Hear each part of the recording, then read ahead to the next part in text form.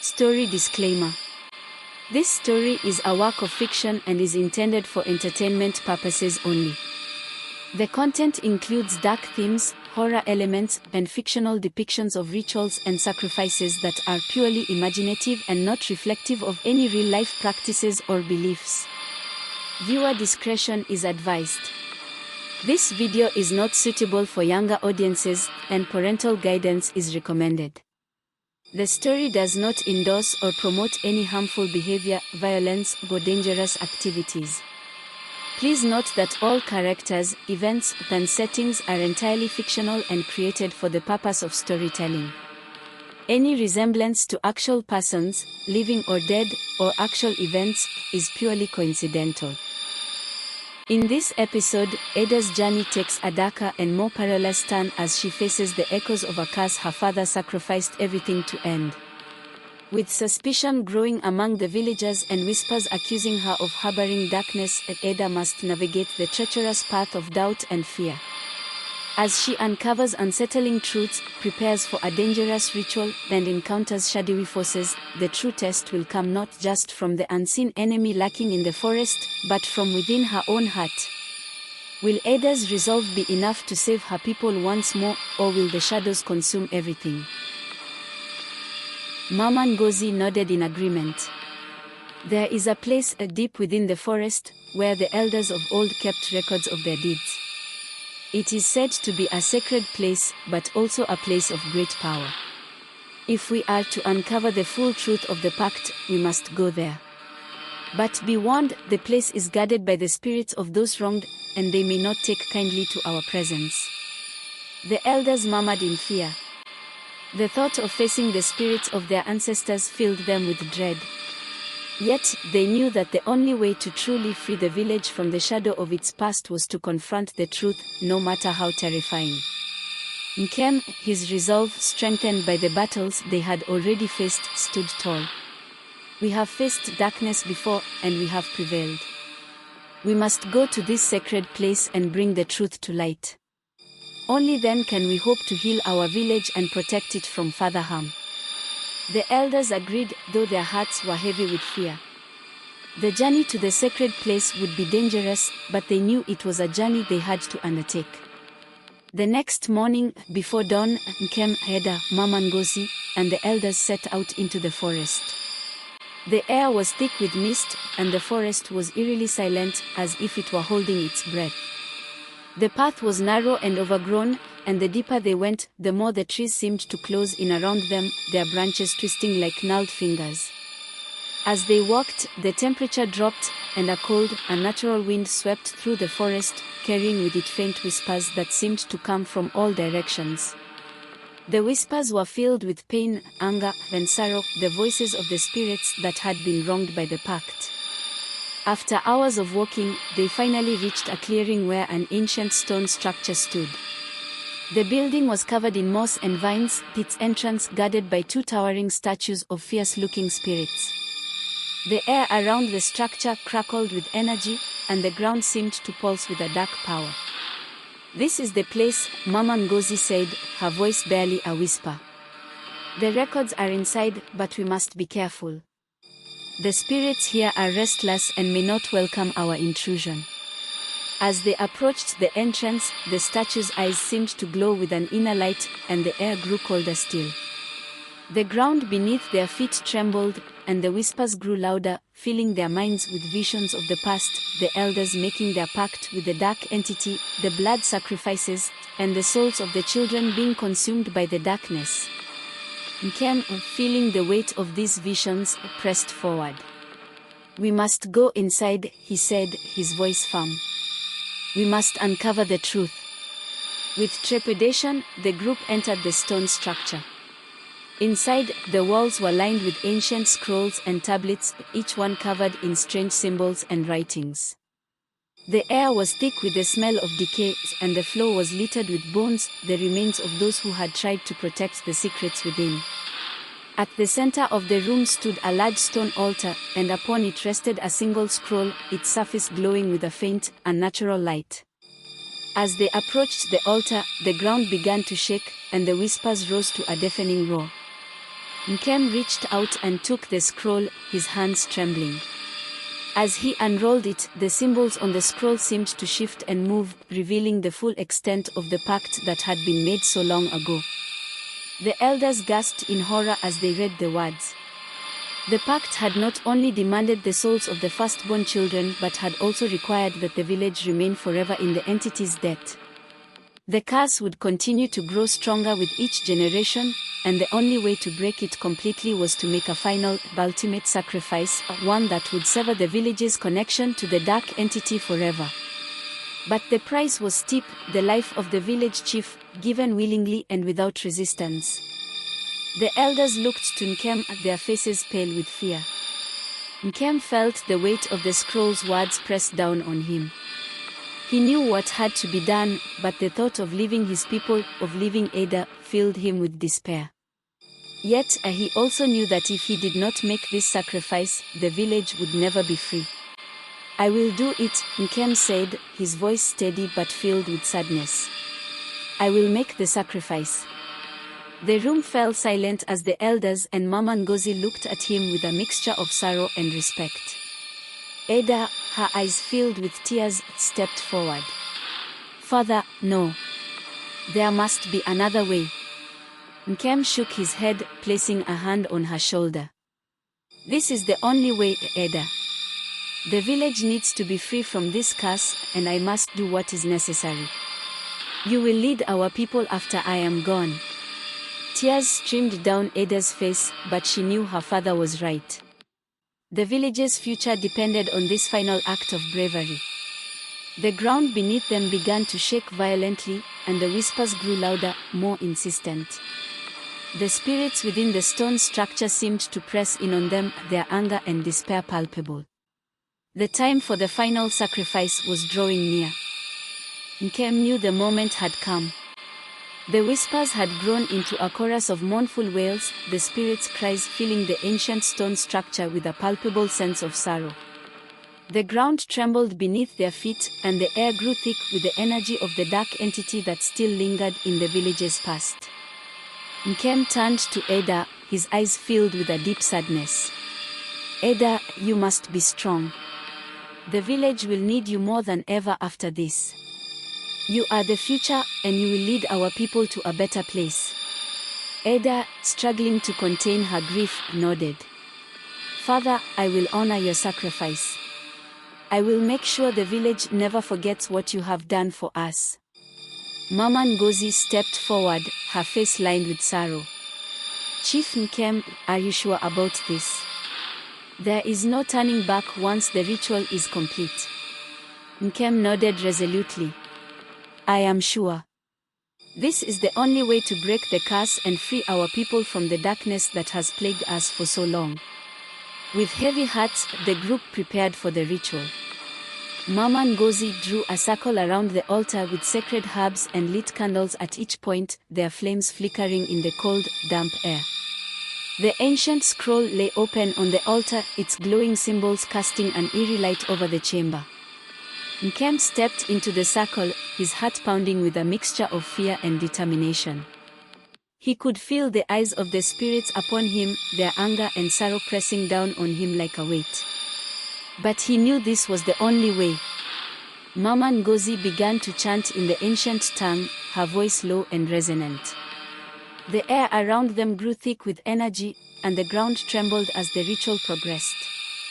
The spirits' wails grew louder, echoing through the stone walls like a storm. As the chanting reached its climax, Nkem knelt before the altar, his hands resting on the ancient scroll. The symbols on the scroll flared brightly, and a powerful surge of energy shot through him, making him gasp in pain. The air around him crackled with dark energy, and the ground shook violently. In that moment, Nkem felt the presence of the dark entity, a towering figure of shadow and flame that loomed over him. Its eyes burned with malevolent hunger, and its voice echoed in his mind. "You dare to defy me? You think you can break the pact with your pitiful sacrifice?" Nkem clenched his fists, his resolve unshaken. "This ends now. The curse will be broken, and my people will be free. The entity laughed, the sound that reverberated through the chamber. "Fool! You cannot defeat me. Your sacrifice is meaningless." But Nkem did not waver. As Mama Ngozi completed the final words of the ritual, a brilliant light erupted from the altar, engulfing Nkem in its radiance. The light burned away the darkness, driving the entity back with a roar of fury. The ground beneath them shook violently, and the walls of the stone structure began to crack and crumble. The spirit's wails rose to a deafening pitch as the light grew brighter, pushing back the dark energy that had held the village in its grip for so long. Nkem, his body racked with pain, felt his strength fading. But he held on, his mind focused on the village, on Ada, on the future that he was sacrificing himself to secure. The light around him grew brighter and brighter until it was blinding, and with a final, shuddering breath, Nkem let go. The light exploded outward, filling the chamber and shattering the walls. The dark entity let out a final, furious scream before it was consumed by the light, its form disintegrating into nothingness. The ground shook one last time before falling silent, and the light slowly began to fade. When the light finally dimmed, the stone structure was in ruins, the walls collapsed and the altar shattered. The air was still, and the oppressive darkness that had once filled the chamber was gone. Ada, her face streaked with tears, rushed to her father's side. Nkem lay on the ground, his body still and lifeless, but his face was peaceful, as if he had finally found rest. The elders and Mama Ngozi gathered around, their faces etched with grief and respect. The sacrifice had been made, and the curse that had haunted their village for generations was finally broken. But the cost was heavy, and the weight of Nkem's loss settled over them like a dark cloud. Ada knelt beside her father, her tears falling silently onto his still form. The pain of losing him was nearly unbearable, but she knew that he had given his life to save their people. His sacrifice would not be in vain. "We must honor Chief Nkem's memory," Mama Ngozi said, her voice thick with emotion. "He gave everything so that our village could be free. We must make sure that his story is told for generations to come, so that no one forgets the price that was paid." The elders nodded in agreement. They knew that they had a responsibility to ensure that the darkness that had once plagued Ezi-Ora would never return. The records they had uncovered in the ancient structure would be preserved, a reminder of the dangers of tampering with dark forces. As they began to gather the remains of the sacred site, Ada remained by her father's side.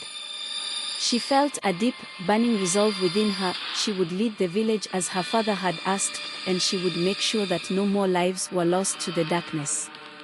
But as she looked at the ruins around her, she couldn't shake the feeling that there was still something left unresolved, something that lurked in the shadows of the past. In the days that followed Nkem's sacrifice, the village of Ezi-Ora began to heal. The oppressive darkness that had hung over the village for so long was gone, and the air was filled with a renewed sense of hope. The crops began to grow again, the river flowed clear and strong, and the villagers could once more hear the birds singing in the trees. But Ada could not find peace. Despite the village's return to normalcy, she felt a deep unease growing within her. At night, she would lie awake, listening to the wind as it whispered through the trees, carrying with it a faint echo of the darkness that had once threatened to consume them all. One evening, as the sun set and cast long shadows over the village, Ada decided to return to the ruins of the stone structure where her father had made his sacrifice. She needed to find answers, to understand why she still felt the lingering presence of something dark, something that had not been vanquished by her father's death. She made her way through the forest, the path now familiar to her, until she reached the clearing where the ancient structure once stood. The ruins were silent, the ground covered in rubble and vines, but as she stepped closer, she felt a chill run down her spine. The air around the ruins was heavy, as if the darkness that had once filled the place was still clinging to it, refusing to let go. Ada knelt down beside the shattered altar, her heart pounding as she reached out to touch the cold stone. As her fingers brushed against the surface, a sharp pain shot through her hand, and she recoiled in shock. The stone was burning hot, as if it had been touched by fire. But there was no flame, no heat coming from the surrounding area. The pain was coming from within the stone itself. Ada frowned, her mind racing. She had thought that her father's sacrifice had ended the curse, but now she was not so sure. There was something wrong, something that had been left behind. Suddenly, the wind picked up, swirling around her with a force that took her breath away. The whispers returned, louder and more insistent than before, filling her ears with a cacophony of voices. She couldn't understand what they were saying, but the message was clear: she was not alone. Ada stumbled back, her heart racing as the wind grew stronger, whipping through the ruins and sending dust and debris flying into the air. She could feel the darkness pressing in on her, a malevolent force that had not been fully defeated. And then she saw it, a shadow moving through the trees just beyond the edge of the clearing. It was tall and slender, its form indistinct, but its presence filled her with a deep, primal fear. The darkness that had once threatened her village had not been destroyed, it had only been driven deeper into the shadows, where it waited for the right moment to strike. Ada knew that she could not fight this battle alone. She had to warn the village, to prepare them for the threat that still lingered in the darkness. But as she turned to leave the ruins, she felt the ground shift beneath her feet, and a voice, deep and resonant, echoed in her mind. "You cannot escape me," the voice said, filled with a cold, dark laughter. "I am eternal. I am the shadow that will never die." Ada's blood ran cold. The entity had not been destroyed, it had only been weakened, driven back into the shadows where it could bide its time. And now, it was watching her, waiting for the moment when it could strike again. With a sense of dread weighing heavily on her, Ada fled the ruins, her mind racing with fear and determination. She had to protect her village, to find a way to destroy the darkness once and for all. But she knew that the battle ahead would be even more difficult than the one her father had fought. As she made her way back to the village, Ada could feel the eyes of the entity upon her, watching her every move. The darkness had not been defeated, it had only begun to awaken. The village of Ezi-Ora was unaware of the new danger that lurked in the shadows. The people went about their daily lives, grateful for the return of peace and prosperity, unaware that the darkness was still very much alive, biding its time, gathering strength. Ada, however, could not shake the feeling of impending doom. The memory of the entity's voice echoed in her mind, a constant reminder that their battle was far from over. She knew she needed to act, but the weight of her father's sacrifice made her hesitate. Could she ask her people to fight once more, when they had just begun to heal? One evening, as the village gathered for a feast to celebrate the return of the harvest, Ada stood apart from the crowd, her mind preoccupied with the threat she had discovered. The villagers laughed and danced, their spirits lifted by the abundance of food and the joy of being together. But Ada's heart was heavy with fear. Mama Ngozi, noticing Ada's absence from the festivities, approached her. The old healer's eyes were sharp, filled with the wisdom of years spent understanding the mysteries of the world. "Ada, my child, what troubles you?" Mama Ngozi asked gently, placing a hand on Ada's shoulder. Ada sighed, her gaze fixed on the distant horizon. "Mama, I fear that the darkness has not been defeated. I returned to the ruins, and I felt its presence. The entity is still out there, waiting."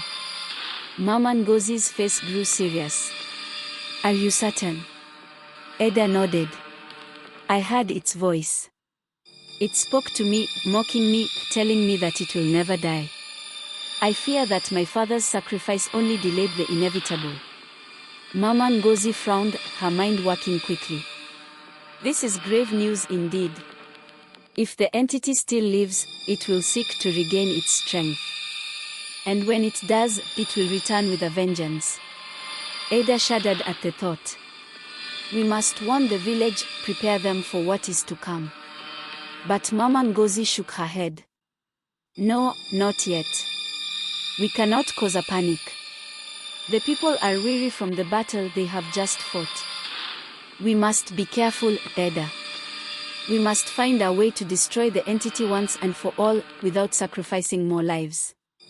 Ada felt a wave of frustration. But how, Mama? My father gave his life to break the curse, and yet it still lingers. What more can we do? Mama Ngozi's eyes narrowed in thought. There may be another way, a way that does not require the ultimate sacrifice. But it will not be easy, and it will require great courage and strength from both of us. Ada looked at Mama Ngozi, her heart filled with a mixture of hope and fear. What do you propose? There is an ancient ritual, Mama Ngozi said slowly, one that has not been performed in many generations. It is a dangerous and powerful rite, one that calls upon the very forces of nature to cleanse the land of evil. But it requires the cooperation of the spirits, and they do not easily grant their favor. Ada's eyes widened. The spirits, do you think they will help us, after all that has happened? Mama Ngozi nodded. If we approach them with humility and sincerity, they may listen. But we must be prepared for whatever they demand in return. The spirits are not to be trifled with. Ada felt a spark of determination ignite within her. Then we must prepare for the ritual. We have no other choice. Mama Ngozi smiled, a glimmer of pride in her eyes. You are your father's daughter, Ada. Strong and brave. We will face this challenge together, and we will not let the darkness win. As the feast continued around them, Ada and Mama Ngozi slipped away to begin their preparations. The path ahead would be fraught with danger, but they knew that they could not afford to wait. The darkness was gathering strength, and time was running out. The next morning, Ada and Mama Ngozi ventured deep into the forest, seeking the sacred grove where the spirits were said to dwell. The air was thick with tension, and every rustle of leaves seemed to echo with a warning. The path was winding and narrow, overgrown with thick roots and vines that seemed to twist and turn on their own. As they walked, Mama Ngozi spoke softly, her voice steady despite the growing unease. Ada, this journey is dangerous. The spirits will test us. They will push us to the brink to see if we are worthy of their help. You must be prepared for anything. Ada nodded, her resolve firm. She knew what was at stake, and she was ready to face whatever the spirits had in store. I am ready, Mama. We have no other choice. After hours of trekking through the dense forest, they finally arrived at the sacred grove. The grove was a small, secluded clearing surrounded by towering trees that seemed to touch the sky. The air was heavy with the scent of earth and decay, and a strange, otherworldly silence hung over the place. At the center of the grove stood an ancient, weathered stone altar, covered in moss and vines. The altar was adorned with offerings from generations past, bones, feathers, and trinkets left by those who had sought the spirit's favor. The ground around the altar was marked with symbols etched deep into the earth, glowing faintly with an ethereal light. Mama Ngozi approached the altar, her movements slow and deliberate. She placed her hands on the stone and began to chant, her voice low and rhythmic. The words of the chant were ancient, passed down through generations of healers, and they resonated with a power that seemed to stir the very air around them. As Mama Ngozi chanted, the ground beneath their feet began to tremble, and the trees around the grove seemed to sway in response. The air grew colder, and a faint mist began to rise from the ground, swirling around the altar like a living thing. Ada watched in awe as the mist thickened, taking on shapes and forms that danced and twisted in the air. The spirits were awakening, their presence growing stronger with each passing moment. The chant grew louder, more insistent, as Mama Ngozi called upon the spirits to appear. Suddenly, the mist coalesced into a single, towering figure, a spirit of immense power, its form shifting and changing like smoke in the wind. The spirit's eyes glowed with an intense, otherworldly light, and its voice echoed through the grove like thunder. Why have you come here, mortals? The spirit demanded, its voice filled with a mix of curiosity and warning. What do you seek from the spirits? Mama Ngozi bowed her head in reverence. Great Spirit, we seek your help to rid our village of the darkness that plagues us. The entity that has haunted our people for generations still lingers, and we fear it will rise again. The spirit's eyes narrowed, and it seemed to grow larger, more imposing. You seek much, yet you offer little. The spirits do not grant favors lightly. What will you give in return for our aid? Ada stepped forward, her voice strong and clear. We will give whatever it takes. My father sacrificed his life to break the curse, but the darkness still remains. I am willing to do whatever is necessary to protect my people. The spirit regarded Ada with a piercing gaze, as if weighing her words carefully. You speak with courage, child, but words alone are not enough. The spirits require proof of your worth. You must pass the test we set before you. Ada felt a chill run down her spine. What is the test? The spirit's form shifted, becoming more defined, more solid. The test of sacrifice. You must venture into the heart of the forest, to the place where the entity's power is strongest. There, you will face the darkness alone, and you must offer a sacrifice to the spirits. Only then will we grant you the power to banish the entity once and for all. Ada's heart pounded in her chest. The thought of facing the entity alone was terrifying, but she knew there was no other way. She nodded, her resolve unshaken. I will do it. The spirit's eyes flared with approval. Very well. But be warned, the path ahead is fraught with danger. The darkness will try to deceive you, to turn you against yourself. Only the purest of hearts can survive the test. Do not falter, or you will be lost to the shadows forever. With that, the spirit dissipated, fading back into the mist that surrounded the altar. The air grew still once more, and the glow of the symbols on the ground dimmed, leaving the grove in shadow.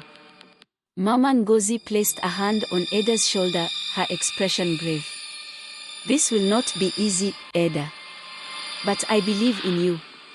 You have the strength to do what must be done. Ada swallowed her fear and nodded. I will not fail, Mama. I will do whatever it takes to save our village. With the spirit's challenge set before her, Ada knew that the real battle was only just beginning.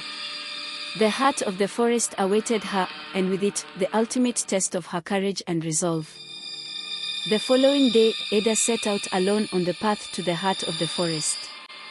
The sun barely pierced through the thick canopy above, casting the world around her in an eerie twilight. The deeper she ventured, the more oppressive the atmosphere became, as if the very air was thickening with malevolence. Every step forward felt like a battle. The forest seemed alive, shifting and changing with each movement, as if trying to confuse and disorient her. Shadows danced at the edges of her vision, and she could hear faint whispers, almost like taunts, echoing through the trees. As Ada pushed further into the forest, she encountered a series of twisted, gnarled trees that formed a labyrinth of sorts. The branches twisted together overhead, blocking out what little light remained, plunging her into near-total darkness. The whispers grew louder, more insistent, and Ada began to hear voices, familiar voices.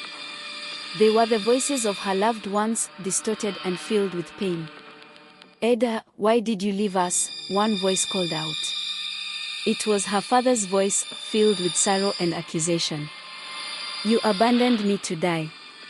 You could have saved me. Ada's heart clenched with guilt, but she knew she had to stay focused. This is the entity's doing, she reminded herself. It is trying to break me. But the voices continued, each one more painful than the last. Her mother's voice, her friends' voices, all twisted by the darkness, accusing her, blaming her for their suffering. The guilt threatened to overwhelm her, to drag her down into the abyss. Then, the ground beneath her feet began to shift, and the labyrinth of trees twisted around her, trapping her in a cage of thorns. The branches reached out like skeletal hands, tearing at her clothes, her skin, as if trying to pull her into the earth. Ada cried out in pain, but she refused to give in. She had come too far to be defeated now. Summoning all her strength, she pushed forward, breaking free from the thorns and tearing through the labyrinth. Finally, after what felt like an eternity, she emerged into a clearing. The heart of the forest. In the center of the clearing stood an ancient tree, its bark blackened and twisted, as if it had been scorched by fire. The ground around it was barren, the air thick with the stench of decay. And there, at the base of the tree, was a figure, a tall, dark figure, its body made of shadow and flame. The entity. Its eyes glowed with a malevolent light, and its voice rumbled through the air like thunder. "You have come, little one," the entity said, its voice dripping with contempt. "Do you think you can defeat me? Do you think your sacrifice will be enough?"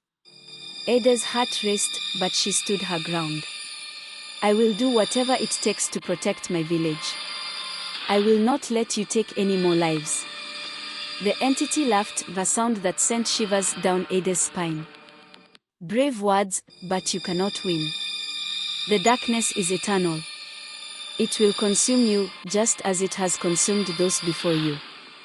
The ground began to tremble, and the air filled with the sound of wailing spirits. The entity's power was immense, overwhelming, but Ada knew she had no choice but to face it.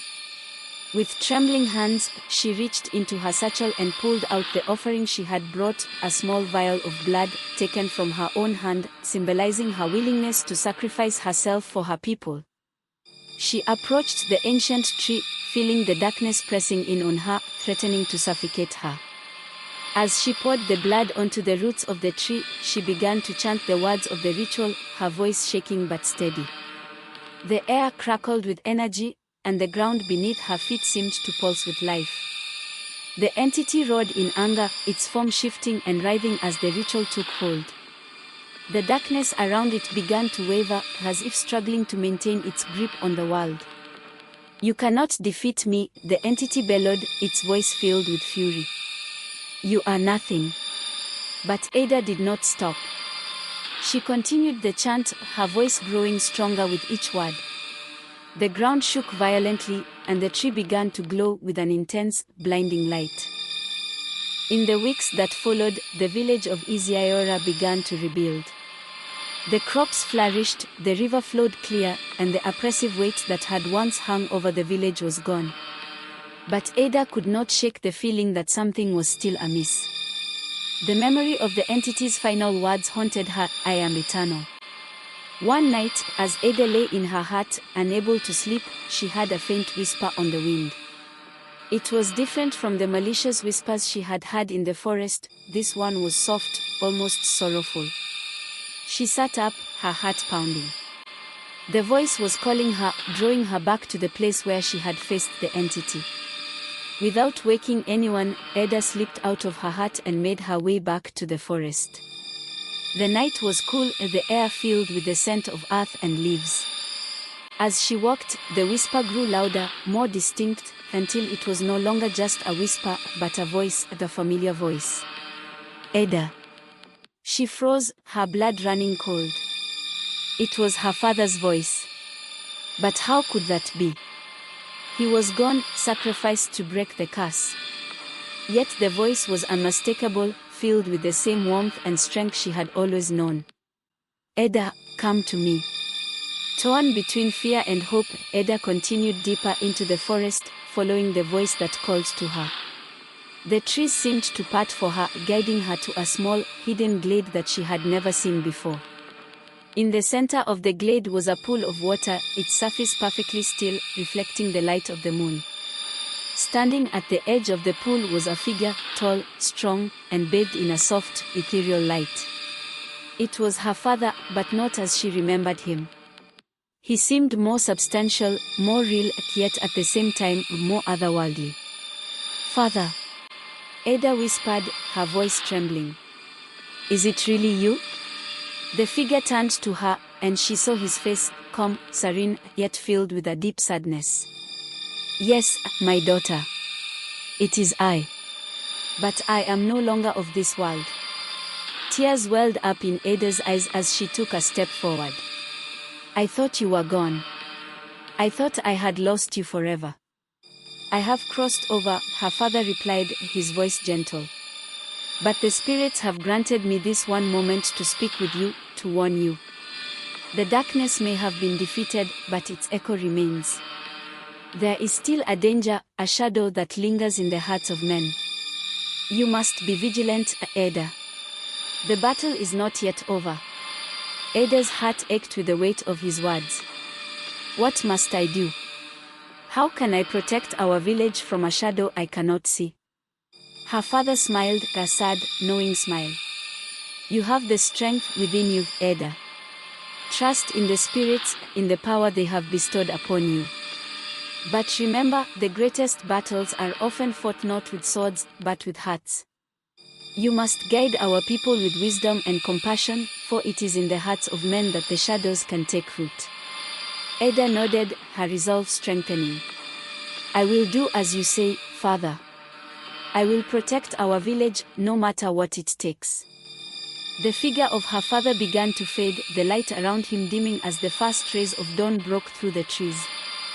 Remember, Ada, he said, his voice growing fainter. You are never alone.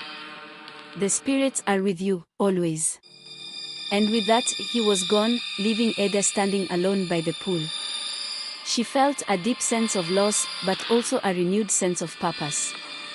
Her father's warning echoed in her mind. There was still a shadow that lingered, a darkness that could corrupt even the strongest of hearts.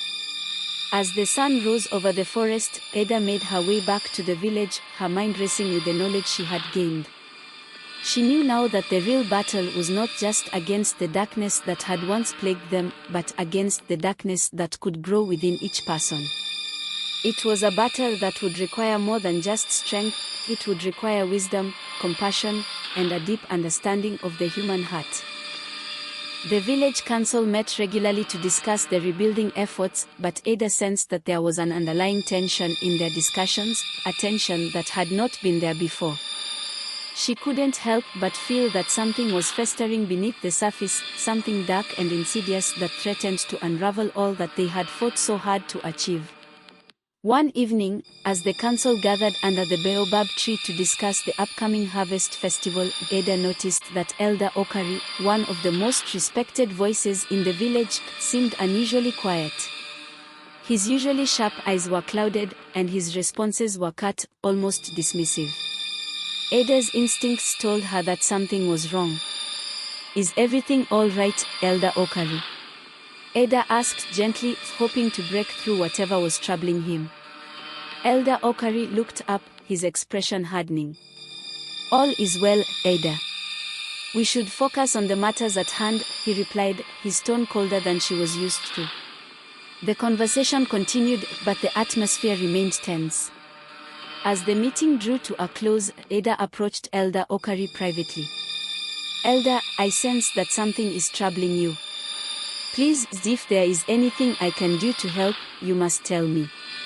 Elder Okari hesitated, his eyes flickering with something Ada couldn't quite identify. Was it fear, or perhaps anger? Finally, he sighed and looked her in the eye. There are whispers, Ada. Whispers that the curse was not truly lifted, that the darkness still lingers among us. Some say it is your doing. Ada's heart sank. My doing? Why would anyone think that? Elder Okari shook his head. Superstitions, old fears. There are those who believe that the spirits favored you too much, that you may have taken on some of the darkness yourself.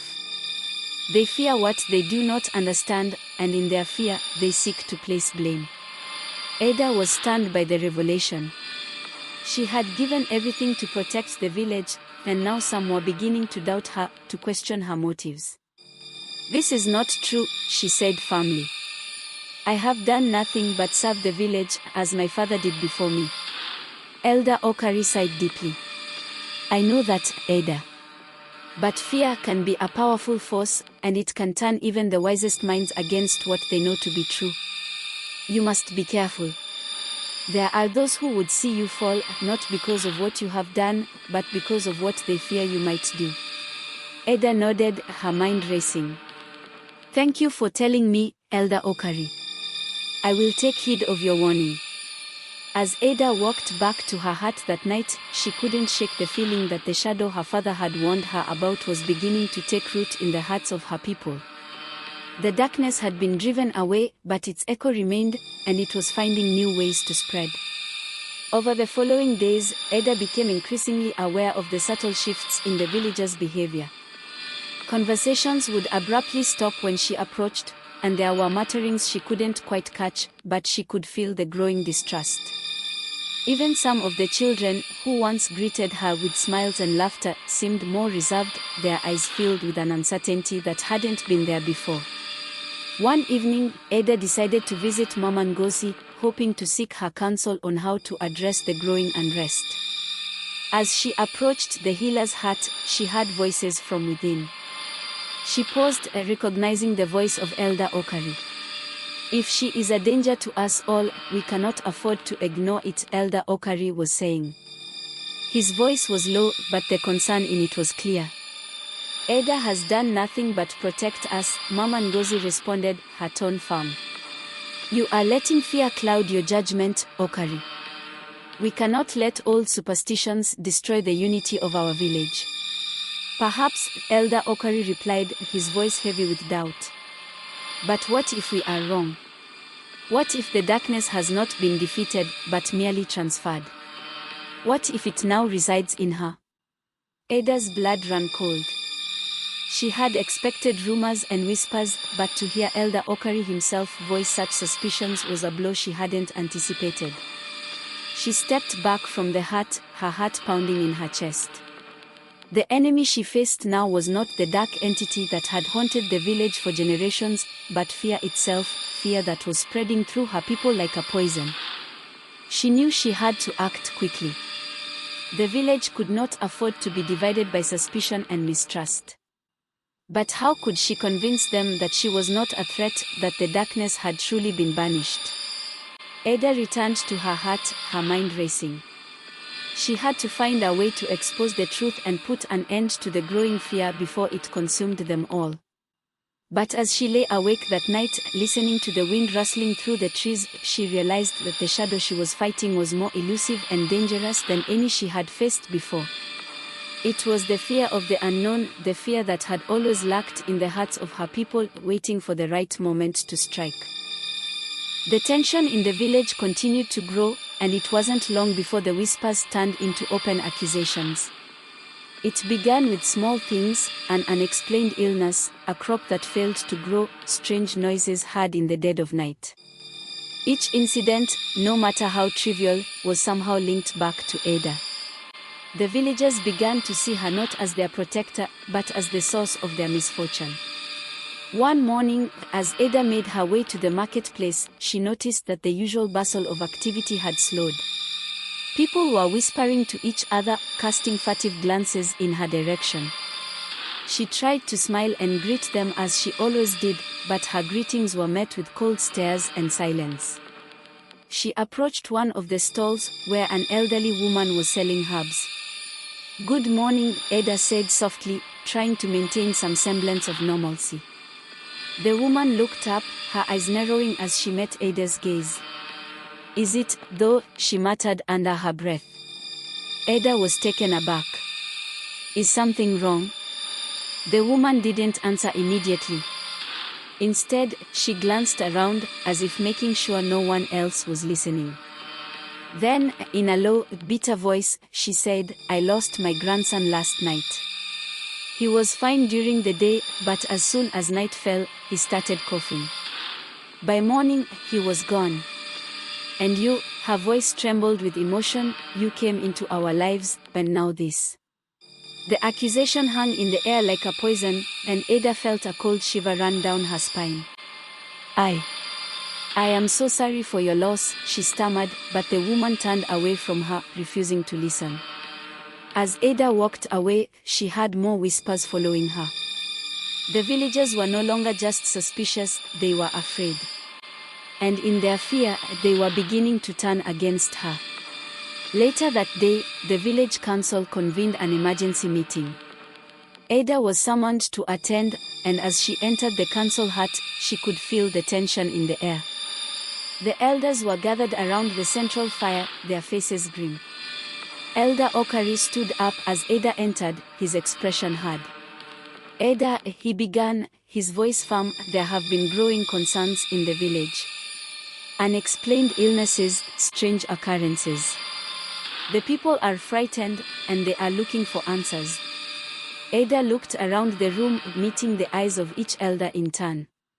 You cannot believe that I am responsible for these things, she said, her voice steady despite the fear rising within her. We do not know what to believe, Elder Okari replied, his tone heavy with resignation. But the village is restless. The people are losing faith, and that is dangerous. We need to address their fears. Mama Ngozi spoke up, her voice calm but filled with authority. Ada has done nothing but protect this village. We cannot allow fear to cloud our judgment. The darkness was banished, and it is not Ada who should be questioned, but the fear that has taken root in our hearts. Elder Okari nodded slowly, but his expression remained troubled. Perhaps you are right, Ngozi. But we must do something to reassure the people. If we do nothing, this unrest will only grow. Ada took a deep breath, forcing herself to remain calm. What do you suggest? There was a long silence, during which the crackling of the fire seemed to grow louder, filling the room with an ominous undertone. Finally, Elder Okari spoke again. There is a ritual, he said slowly, a ritual of purification. It is ancient, and it has not been performed in many generations. If you are willing, Ada, this ritual could prove your innocence and restore peace to the village. Mama Ngozi's eyes widened in surprise. The purification ritual. That is dangerous, Okari. It is not something to be taken lightly. I understand the risks, Elder Okari replied, but these are desperate times. The people need to see that we are willing to take action. If Ada is truly innocent, the ritual will reveal it. Ada felt a mixture of fear and determination welling up inside her. The purification ritual was known to be one of the most dangerous and taxing ceremonies, involving both physical and spiritual trials. Many who had attempted it in the past had not survived. But if it was the only way to prove her innocence and quell the unrest, she knew she had no choice. I will do it, she said, her voice full of fear. The purification ritual is dangerous. Will Ada go ahead with it to prove her innocence? Let's find out on the next episode. Join us.